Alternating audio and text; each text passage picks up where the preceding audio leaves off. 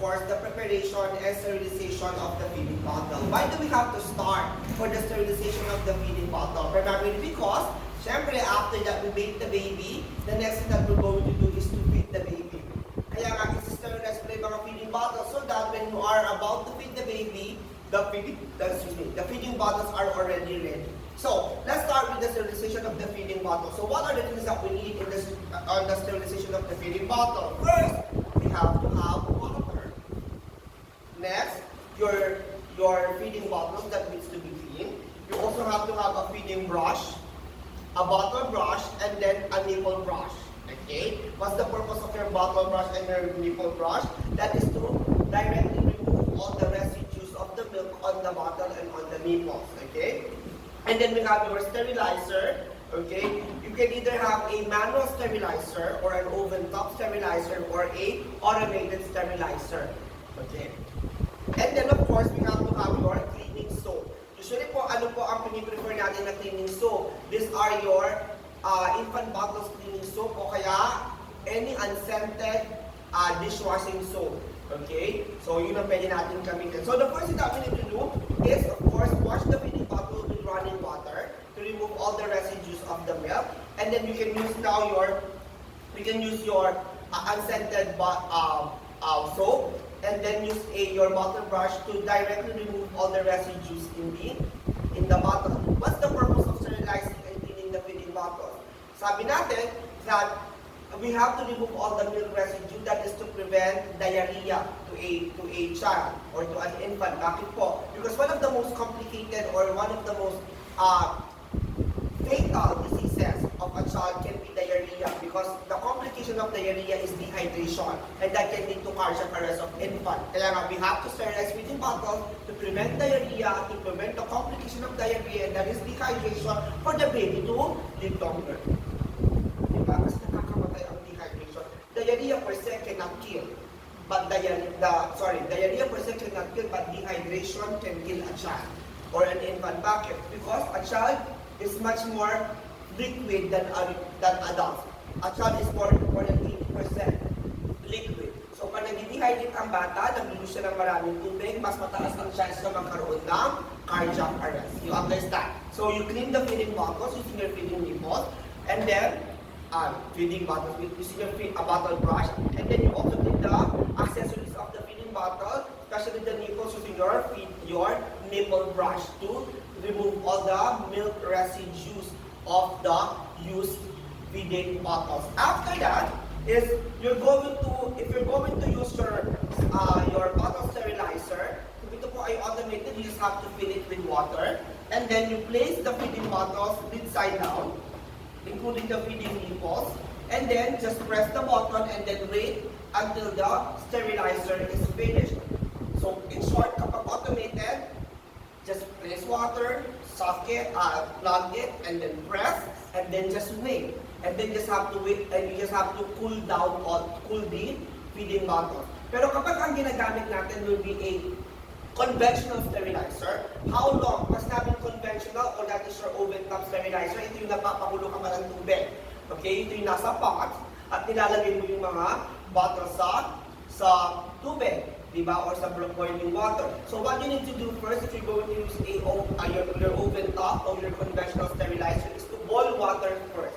When the water is already boiling, you have to place the feeding bottle lid side down. Lahat po, kahit sa automated sterilizer, we place the feeding bottle lid side down. Why do you have to place the bottle lid side down? Because technically, ang gusto mong ma-sterilize hindi yung labas, yung loob. Kaya nga kailangan yung steam ay papasok doon sa loob. Kaya nga you always have to place it inside down, including the nipples. Kasi ang gusto mo yung loob yung nasi-sterilize. You understand? Pag conventional po, you have to boil water first. When the water is already boiling, then that's the time that you're going to place the feeding bottle inside down. How long do you sterilize feeding bottle? For at least 10 to 15 minutes. When do you start counting or timing? When the water is already boiling. So do not place the feeding bottles until the water is not yet boiling. When the 7-minute time has already been reached, then that's the time that you're going to place the feeding nipples.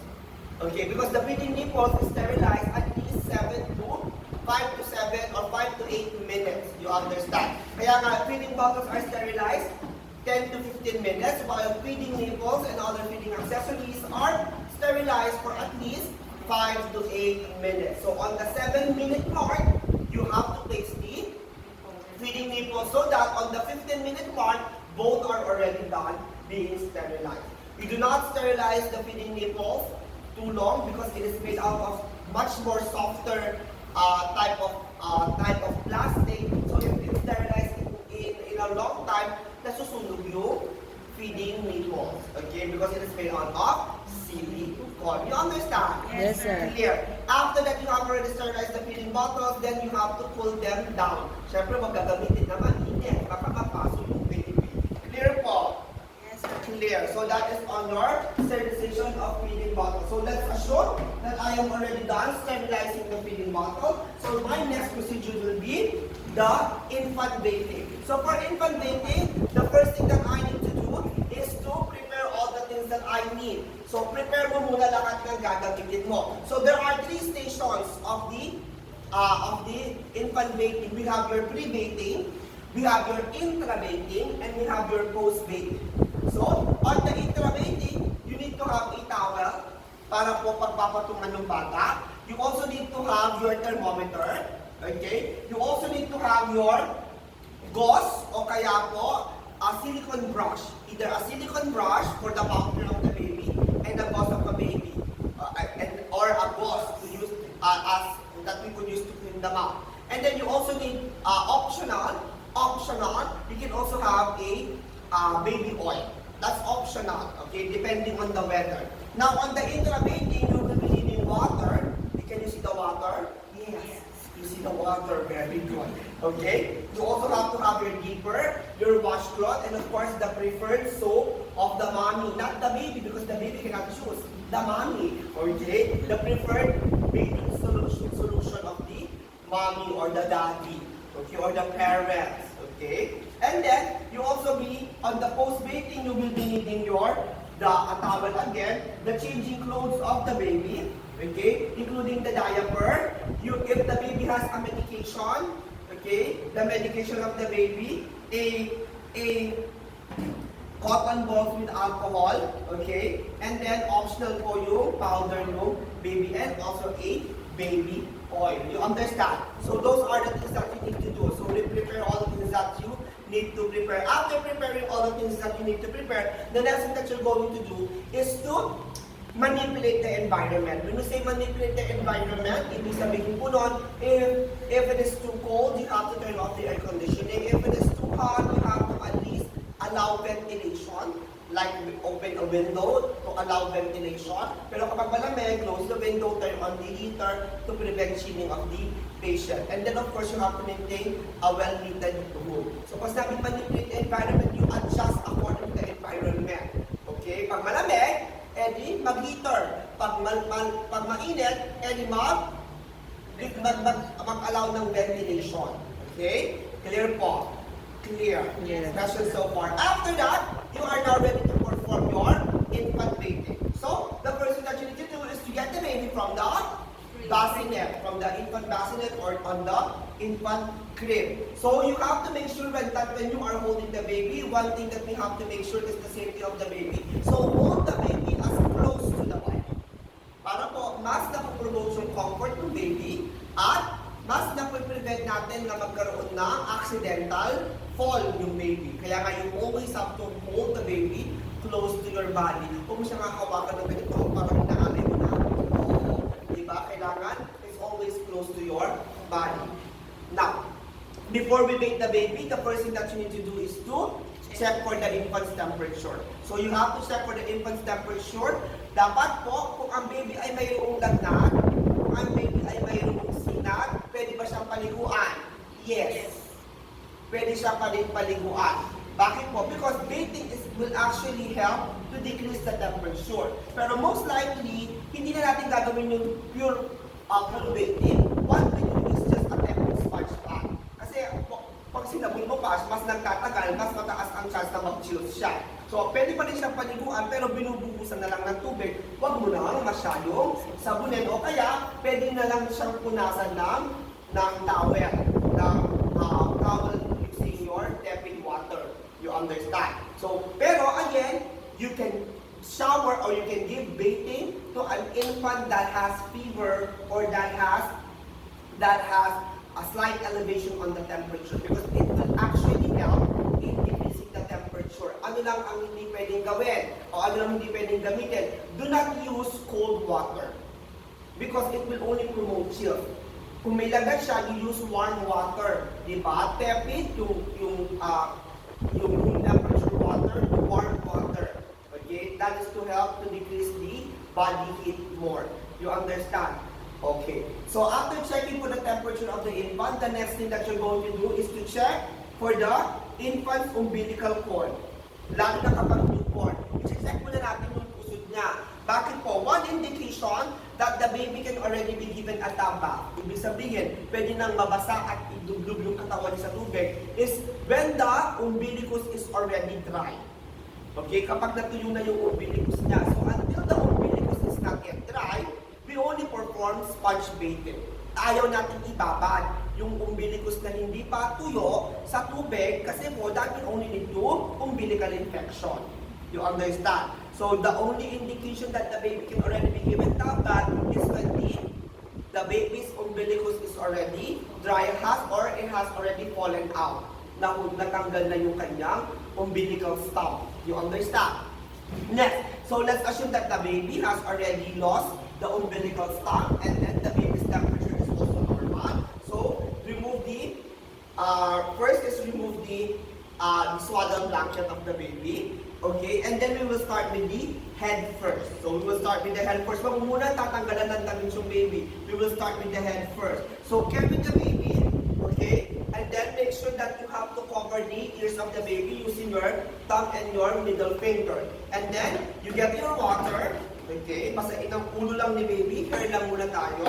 And then, using the preferred shampoo or soap of the baby, then you can now wash the hair of the baby. Kapag ang bata ay mayroon tinatawag natin seborrheic dermatitis, what is seborrheic dermatitis? Seborrheic dermatitis is yung parang dandruff ng baby sa ulo. Di ba? May makita ka na yung baby, yes, nabubuo yung dead skin sa ulo. That's seborrheic dermatitis. Everybody say seborrheic dermatitis. Seborrheic dermatitis. Huwag pilitin tanggalin ng seborrheic dermatitis. Masusugat siya. So you just have to loosen it. Okay? Most probably the reason for seborrheic dermatitis is the soap that you are using. So kapag nagkakaroon ng seborrheic dermatitis yung baby mo, baka hindi siya hiyang dun sa sabon niya. So alam mo na, palitan mo. Okay? So, to loosen the seborrheic dermatitis, you have to place soap on the hair of the patient, and then using your washcloth. The washcloth has two sides. There is a soft side and the rough side. You could use the rough side to at least loosen the seborrheic dermatitis, but do not remove it vigorously. Okay, gusto mo lang siyang ma-soften para mas madali siyang matanggal. Pero wag mo siyang tatanggalin ng bonggang-bongga. Wag mo, pa kamilit? Parang massage lang. Oo, you just have to loosen it with you just have to moisturize. Because seborrheic dermatitis is actually because of the dryness of the skin. You understand? Kaya you would like to moisturize it. You understand? After that, you can now rinse the hair of the baby using, of course, clean water. And then, the next thing that you're going to do is to dry the baby's hair. Okay? After that, you use another washcloth. Clean washcloth with clean water, then you can now start cleaning the infant's face. So you can start with the forehead of the baby, and then you can also start on the eyes of the baby using your S-stroke. Okay, so start from the inner canthus of the eyes, going on the side of the cheeks, going on the nose bridge, going on the back of the neck, focusing on the back of the neck because of course, din yung marami nag-spill ng milk para mawala yung banglas ni baby. Oo, yung kanyang yung mga residue on the neck of the baby, and then at the back of the ears, and then on the other side until you remove all the dirt of the baby. After that, using your gauze ito, using your gauze or your silicone brush, you can now perform your oral care. Why do we have to perform oral care on the baby? Usually po, we are trying to remove all the milk residue on the mouth of the baby. Because if there are a lot of milk residue in the mouth of the baby, that can lead to what? It can lead to mouth sores, di ba? That can lead to mouth sores, and if the baby has mouth sores, that will cause difficulty in feeding. So, mas maghihirapan kumain yung baby. Kaya gusto natin na nililinis natin yung mouth ni baby, especially the tongue, so that it will prevent mouth sores. Lalo na kapag formula fed si baby. Bakit po? Kasi pag formula fed, mataas ang sugar contents ng kanyang ng milk. Unlike kapag breastfed, wala masyadong sugar content, mataas ang protein, kaya hindi masyadong magmamouth sores yung baby nyo. You understand? O yung alaga ninyo. After that, you have already clean the face of the baby. Optional po na paglagay ng baby oil. Lalo kapag malamig. Bakit po? Para kapag nilagay mo sa tubig, hindi siya kaagad mabigla sa tubig. Kasi the first water will be recalled by the oil. So hindi siya masyado mabibigla. But that is optional. Especially if you are using already tepid water. You understand? How do you check? Okay, how do you check for the water temperature? Diba? You can use the elbow, the skin of your elbow. Bakit po? Do not use your hands to check for the water temperature. Bakit po? Kasi baka makapal na yung kamay mo. So yung mainit sa'yo, yung malamig, hindi pa mainit sa'yo, mainit ka sa kanya. Kasi syempre yung mga palad natin, depende sa ginagawa mo kumakapal. Kaya nga mas nagiging insensitive siya sa temperature. Pero malamang siguro yung elbow mo, hindi ka naman siguro naglinis ng bahay ng gamit mo yung elbow mo. Kaya kumapal yung elbow mo, di ba? So manipis pa rin naman siguro yung siko mo, correct? So if it is hot to touch or to feel on your elbow, malamang sa malamang po, mainit yan sa bata. So you use your elbow to check for the temperature of the baby and of the baby, the water.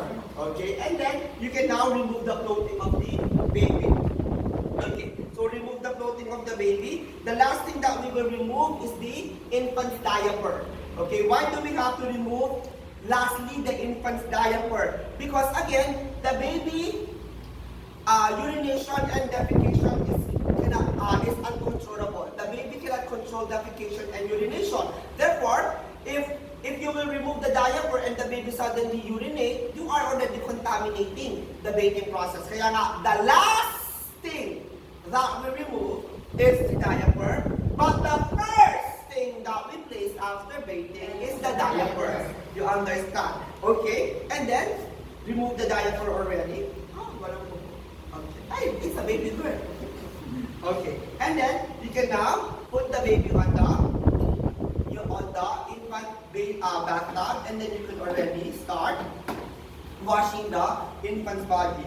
Okay? Using your soap. And then, you can use the rough side of the washcloth, focusing on the folds of the skin folds of the baby, yung kilikili, yung neck, diba? Yung kanyang singit, all the folds, because those are usually where a lot of moisture is present, kaya dun yung medyo mas nangangasim or nagkakaroon ng foul odor. And then you just have to put the baby using your sandwich method. Hold the shoulders, both shoulder, and then flip the baby, not the neck, do not hold the neck, and then you can clean the back of the baby, focusing on the butt and all other skin folds. And then, of course, you can now rinse the baby with water. Siyempre po yung tubig natin dyan, marami. You understand? O hindi nandito lang. Yan yung pinabol mo yan, pawaring kaya mo. O, clear. After that, if you are already done bathing the baby, the next thing that you're going to do is to immediately dry the baby. O, takpanin ka lang. Immediately dry the baby. Okay, cover the baby immediately. And then the next thing that you're going to do is to place the diaper. So, ang una natin ilalagay will be the diaper. Bakit nga ulit? Because this is to prevent contamination of the bathing process. Nakalamigin ka. Magalit yung nanay mo, hindi ako yung tatay mo.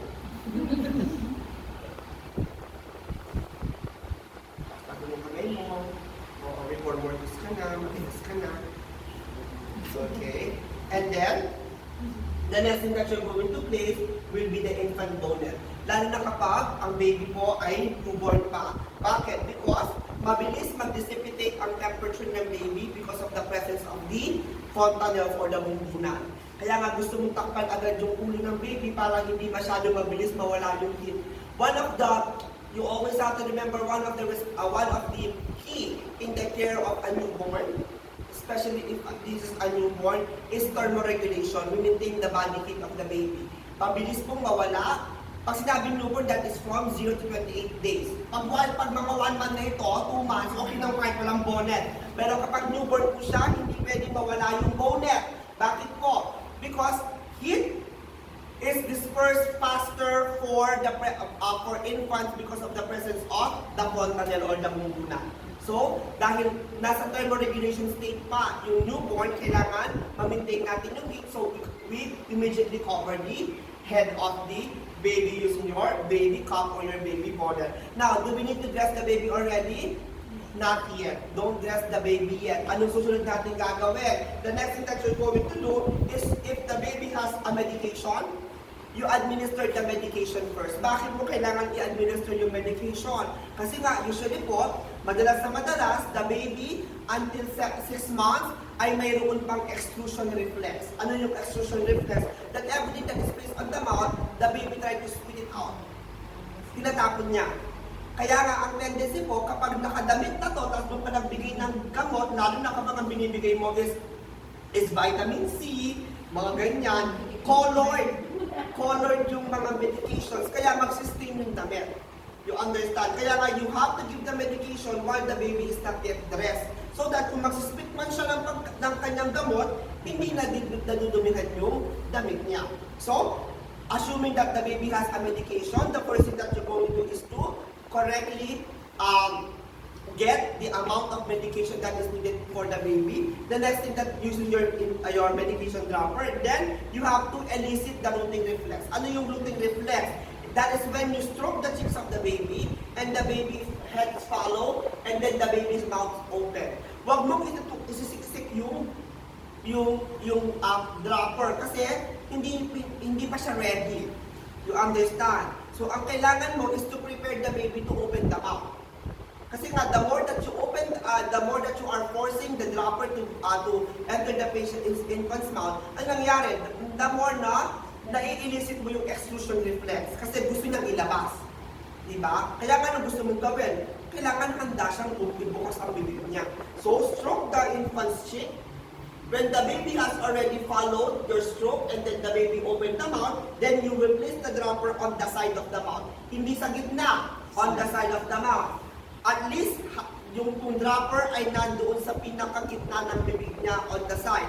Bakit po? Because everything that is placed on the posterior wall of the tongue, ang tendency po, nagkakaroon naman ng swallowing reflex si baby. That is to prevent na walang masyadong itapon si baby na gamot. So, place it and then drop the medication and then punas ka na lang ng mga natirang mga gamot niya para hindi niya masyadong ninunog. You understand? And then, that is the time that you're going to dress the baby. Now, pwede tayo mag-baby oil sa baby o kaya mga kung masyasyosyal, pwede may pa-lotion si mother. So, apply all the lotions of the baby or the moisturizer. Importante po sa baby, kahit mataas ang collagen level niya, importante na moisturize pa rin yung skin niya. Kailan natin moisturize yung patient's skin? As much as possible. Diba? Kahit newborn yan or child. Bakit po? Kasi nga, dryness of the skin will lead to atopic dermatitis. Diba? Ayaw naman natin mag-dry masyado ang skin ng baby kasi po, mag-atopic dermatitis siya. Kapag nasa balat niya, that is atopic dermatitis. Pag nasa ulo niya, that is seborrheic dermatitis. And technically, anong cause ng atopic dermatitis or seborrheic dermatitis? It's because of the skin dryness. Kaya nga, we do not choose drying soap like Johnson. This is a very drying soap. We use Mustela, Cetaphil, ganyan, Aveeno Baby, ganyan. Pero syempre, yun na, kung ano yung iyang ng papi, ay ng baby. Kung iyang naman yan si Johnson's baby soap, edi yung Johnson's. Okay? After that, after moisturizing the skin, then you are now ready to dress the baby. Now, tandaan natin, when selecting clothes for a baby to wear or for a child to wear, ano po yung una mong consideration? Una, the first, hindi pa ito namimili. Bata pa siya. So your first consideration will be what? Una, yung weather. Ano ba yung climate? Winter ba ngayon? Summer ba ngayon? Susunod na consideration mo, syempre gender. Di ba? Kung bata ito, huwag mo siyang bibihisan ng pang babae. Hindi ko sinabing color sensitive. Di ba? I'm talking about clothes that are technically for girls and technically for boys. Baka batang babae ito, ay batang lalaki ito, nakasuot siya ng tutu. Di ba? Oo, nakadress siya. Siyempre mag-gamit yung nanay niya at ang tatay niya. So, but said colors are not gender-based. So, kahit mag-pinto, okay lang or mag-blue siya because colors are not gender-based. You understand? But of course, there are clothes that are gender-based. So, you still choose for the gender-appropriate clothes for a child. And then, of course, the last will be comfort. Diba? Bakit po? Siyempre, hindi ko naman naalam. Oo, pero alam mo naman kung ano yung comfortable sa bata or hindi. Bakit? Baka naman yung 6 months old na ito, ang pinapasuot mo pa yung pang 3 months. Pumuputok na yung damit. O alam mo lang, hindi na komportable yung bata pag sobrang sikip na. Kasi sabi yung bata ka naman siya, hindi na reklamo. So, alam mo naman yung ganon, okay? So, we now dress the baby. Support the head of the baby, lalo na kapag wala pa yung headband, okay? And then dress the baby appropriately. So, kung laki ng damit na premature yata yung baby ko. Sir, yung isang damit, yung parang ano lang siya, sa One size, ready mo rin siya, parang lang Yes, depende po nga. Depende kung sa weather. Kung gusto mong doble-doble yung damit ng bata, syempre, kung malamig naman, winter siya, talagang dapat mag-doble-doble siya. Pero kung summer naman, Diyos ko, kasi mag-doble-doble siya, pwede naman, may heat stroke din na. Yun lang, okay na na, sir. Depende po. Of course, the clothes will depend on the need. Kung gaano kakapal yung ipapasuot mo, depende po doon sa need ng bata. Okay? And then, kung meron siyang mittens, mag-mittens siya. Kung meron pa siyang socks, sa bata po, importante ang socks. Bakit po importante ang socks? Kasi usually po, yung coldness starts from the lower part, paakyat. Kaya nga gusto natin na laging warm to touch yung feet ni baby. Kaya importante yung socks. Yung mittens, we only use the mittens to protect the baby from what? No, not from sucking. Sucking is good. Kapag ang bata ay kinakain na yung daliri niya, there's nothing wrong with that. Okay lang yan. Hindi totoo na ibawal mo magtamsak ang baby. No, because baby are already fixated. Diba? Until 1 year old, they are already fixated. Everything that will satisfy them will only be about their mouth. Kaya nga, on the 3rd month, 4th month, they already know how to calm themselves. How do they calm themselves? By putting their hands on their mouth. Kakainin yung buong daliri, lahat ng kamay niya. Hanggang 2 piraso na lang, hanggang pound na lang ang kinakain niya. Walang masama doon. Hindi nakakasira ng ngipin ang pagtatamsak sa newborn at sa baby. It's actually good because the child is being satisfied orally. So therefore, there is nothing wrong with it. The only reason why you are placing mitten is because you do not want or you are avoiding the baby to scratch his skin because wala pa siyang control on the fine motor skills. Kaya nga kapag dinagay niya sa ulo niya, tapos tinatingnan ngayon, kita mo yung anak mo, yung meron na sugat yung ilong niya dahil sa haba ng kuko niya. You understand? Kasi medyo mas mahirap kukuin yung baby. Kaya nga we do not use nail cutter, we use nail files. Kasi mas malambot yung mga kuko nila for newborn. Diba? Hanggang malambot sila, pag kinuko mo kasi, madalas na madalas, pati balat na kukuha mo. O kaya, kapag kinuko mo, rough pa rin yung edges ng nails. Kaya nga, kahit kinuko mo na yung infant, anong nangyayari? Pag gaganon niya, may sugat pa rin siya. Diba? Kaya nga, ang gusto mo, you have to file. We use nail files to remove the rough edges of the newborn nails para rin hindi ka rin magkaroon ng accidental cuts on the skin of the baby. Nag-test ko ba? Yes, sir. But if you don't have that nail cutter yet, you place your infant mittens. Pero kung ang bata naman ay wala naman siyang rough skin, okay na rough nails, you can do without the mittens. You understand? After that, after dressing the baby appropriately, then that's the time that you're going to swaddle the baby. Why do you swaddle the baby? What's the purpose of swaddling the baby? Especially for newborns. Importante ang swaddling sa mga newborns. Yung swaddling po, ito yung paglalagay natin ng lampin or ng cloth, swaddling cloth na very, very tight. Kaya ako napansin nyo, kapag naganak ka sa ospital, ibibigay sa iba ng malita, Oo. balot na Balot na balot, balot. tapos very, very tight. Ano ang purpose ng swaddling, especially for newborns? Okay, swaddling is actually promote comfort on an infant.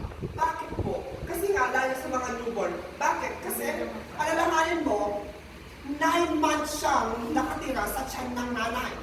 Sa 9 months na yun, sanay siya sa masikip, sanay siya sa madilim, sanay siya sa mainit. Kasi you are 37 degrees Celsius inside. So, sanay siya sa ganung init. Kaya nga, on the newborn, importante ang thermoregulation kasi sanay talaga siya sa mainit. Sanay siya sa masikip. Kaya nga, papapasin mo, yung newborn mong anak, hindi nakaganon yung kamay. Laging nakaganon. Kasi nga, sanay siya na nasa loob, na naka-flex siya, naka-genopectoral position. Diba? Naka-fetal quasi position, pinilsik din sa ng nanay. You understand? Sa uterus. Kaya nga, the swaddling tends to recreate the uterine life of the baby. So yung pagiging masikip dun sa loob ng uterus, comforting sa baby yun. Kaya nga, you swaddle the baby to promote comfort and to promote warmth. Kaya nga, pansinin mo, ang newborn, kapag balot na balot, ang sarap marunong. Kailan lang niya ayaw na yan? After 1 month. Pag 1 month old na siya, gusto nyo lang tanggalin yung kamay na dun sa, pag ganun po, huwag mo na siyang iswaddle. Pero, pag newborn pa yan, you swaddle the baby. It promotes comfort. You understand? And then, what does swaddling can also do? It also prevents colic. Ano yung colic? That is unwanted air in the stomach. In Filipino, we call that kata. Okay? And then, after already dressing the baby, you put the baby on the crib already. Why? You are now ready to prepare the milk of the baby. Okay, so kasi susunod will be feeding the baby. So, there are different types of maksulat. There are different kinds of milk. What are the different kinds of milk? We have your breast milk and we have your formula milk. Pag sinabi natin breast milk, this is the milk that comes from the mother. So, either the mother is the one that's going to breastfeed the baby or because there is a nanny, malamang dahil may yaya, meron kang caregiver, hindi na breastfeed si mommy directly. Baka nag-born siya. So, anong meron? Breast milk sa ref. So, nag-harvest si mommy. So, if you're going to use the milk that has been collected by the mother, okay, what you need to do is 2 hours prior to, or 30 minutes, 1 hour, sorry, 30 minutes to 1 hour prior to infant feeding, you already have to thaw the milk. Okay, kailangan mo na siyang ito. At mas as possible po, hindi mina-microwave, hindi pino-force ang pagtoto ng milk. So you don't microwave it, you do not put on hot water. Pwede mo siyang ibabad in tepid water. O kaya nga, ilabas mo siya ng 1 hour before para room temperature na siya at that time. Bakit hindi siya pwedeng i-microwave or ibabad sa mainit na tubig? Because the normal microorganism or the good microorganism in the milk will be killed during thawing of the milk. Kaya nga, hindi natin siya tinuto ng mainit na tubig. Okay? Room temperature lang or water temperature na nakababad yung milk. Clear po? Next, you have your formula milk. Pag sinabi natin formula milk, there are different types of formula milk. What are the different types of formula milk? We have your lactose milk, we have your lactose-free, and we have your fortified. Anong ibig sabihin ng lactose milk? Ito yung formula milk or yung milk na galing saan? Galing sa animal milk. So, any animal milk siya, cow's milk, goat's milk, etc. milk. Basta nanggaling sa hayop, that is a lactose milk. Pag sinabi natin lactose-free, this is a milk that is not derived from Like for example, soya milk, almond milk, and on. Because again, there are babies that are considered lactose-free. Ay lactose intolerant, lactose-free. Lactose intolerant, ibig sabihin po nun, they could not maintain lactose milk. Maliban na lamang sa milk ng mama. Kaya nga, the safest milk is always the breast milk. Walang bata may allergy sa breast milk. Dahil ang bata, dahil tao yun, ang pinakahiyang sa kanya na gatas ay breast milk. Kaya nga, we encourage breastfeeding. Diba? But of course, do not force yourself kung wala namang nalalabas na gatas ang sarili, ang milk, ang breast mo. Diba? Because not all breasts are capable to produce milk. Diba? We like to promote breastfeeding, but of course, do not force the mother to perform breastfeeding kung hindi niya kaya. Because, tandaan natin, any milk, basta't nakikid si baby, that's already good. Diba? Do not discriminate parent mothers that are not able to breastfeed. Because not all mothers can breastfeed. Pero of course, sabi natin, the safest, the most economical, diba? The most convenient will always be breast milk. Diba? Kaya nga, of course, breast milk. Tsaka syempre, bata ito, tao ito, ang pinakamaganda sa kanya, gatas na galing sa tao. Kasi yung gatas na galing sa hayop, magkakaroon ng, totoo naman yun, may mga allergies ang mga bata because of the milk. Because lalo na, hindi naman kauli yung bata, yung pinaggalingan ng milk. Kasi galing sa cow. Kaya nga nagkakaroon tayo ng mga lactose intolerant babies. Kaya nga ano kailangan niya? Lactose-free. Dun tayo sa mga plant-based milk. Like what? Almond milk, soya milk, ganyan. Oo. Okay? And then the third type of your formula milk is your fortified milk. Ito na yung mga commercially available milks that we have.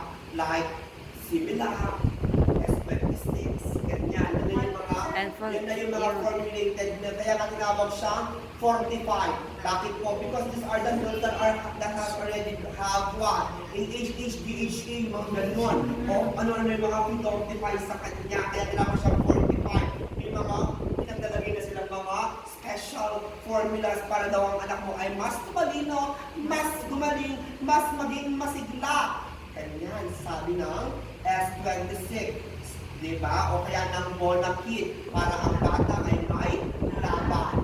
Diba? Ganon. Clear?